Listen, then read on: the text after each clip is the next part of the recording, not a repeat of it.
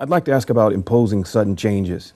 These can come both from within. You know, maybe we say, I'm a new Muslim now, and I have to do all these things, and I have to catch up, and there's so much, and Islam is so vast. Or externally, maybe the people who are in the relationship with me, nurturing me, maybe they may have undue expectations. Maybe they want me to run too fast in Islam. What's the problem with making too many changes too fast?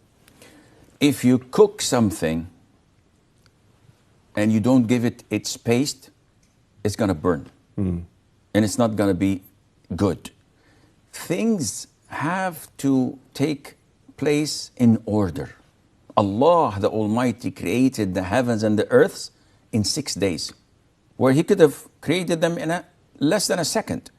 But there is a reason, there is a wisdom, and that is when things mature and take place in its proper time, it has strong foundation. And this is why it is not right to flood people with knowledge. So a person comes enthusiastic, would like to learn about Islam, and I give him everything that I've learned in the past 30 years in like 5 minutes.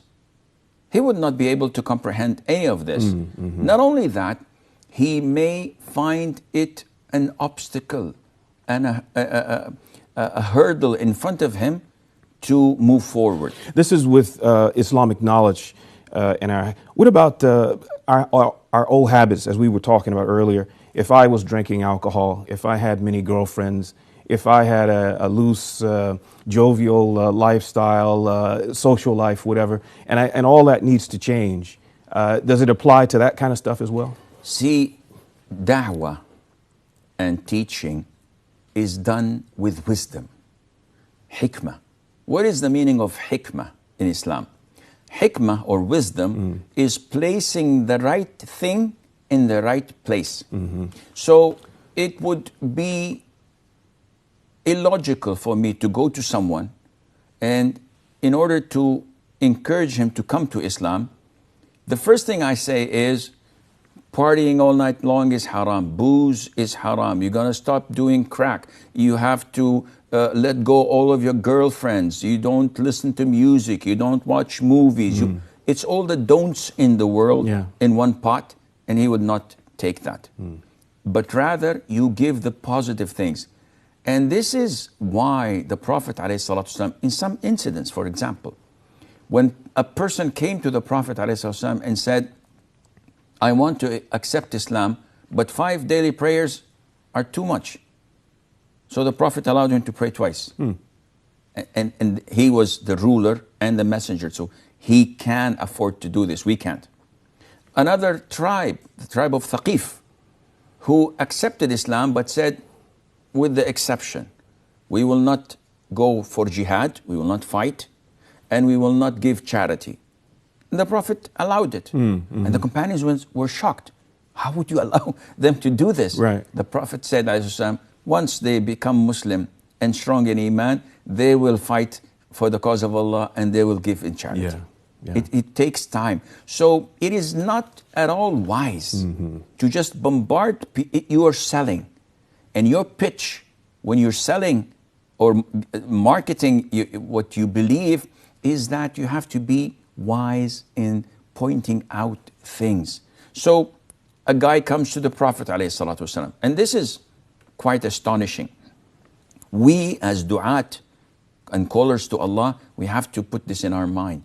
A guy comes to the Prophet ﷺ, and he says, tell me about Islam. He says, do you worship Allah and nothing else but Allah? Okay. Then what? He said, to pray 5 times a day. Say anything else? The Prophet did not say 12 rak'ahs voluntary, night prayer, witr, Eid prayers, eclipse prayer, nothing. He just said, no, unless you want to volunteer and do nafil. Tell me about Ramadan. To fast the month of Ramadan, 30 days or 29. Anything else? White days, Mondays and Thursdays, Arafah, Ashur. The Prophet did not say no. Right. This is what the guy, after hearing the pillars of Islam, said, by the one who sent you, I will not add anything to that. The Prophet didn't say, listen. There are There's lots more of to it. things. Yeah. Once he left and departed, the Prophet said, whoever wants to look at a man from the residence of Jannah, of paradise, let him look at this man. Now this, compare it to what we do with a new Muslim, a guy who comes, a rapper, who is interested in Islam, and we know how rappers live. I said, oh, first of all, your body is filled with tattoos. Oh, this is, sorry, not good. And you have this, and you have that, and your lifestyle, and the money you have that you've gained from haram, you have to give it in charity. All your beautiful Ferraris and Chirons, Bugattis, you have to get rid. What is this? This is not Islam. Da'is, du'at should look at the bigger picture. Even if someone curses when I'm giving da'wah, and he curses or says, Jesus, what the hell is this? Yeah. Move on. Yeah. There's a bigger pie. There's a bigger fish to fry. This is what we learn from the da'wah of the Prophet. Not that it is halal, but this is not the time to address it. Sheikh, we have reached the end of the episode.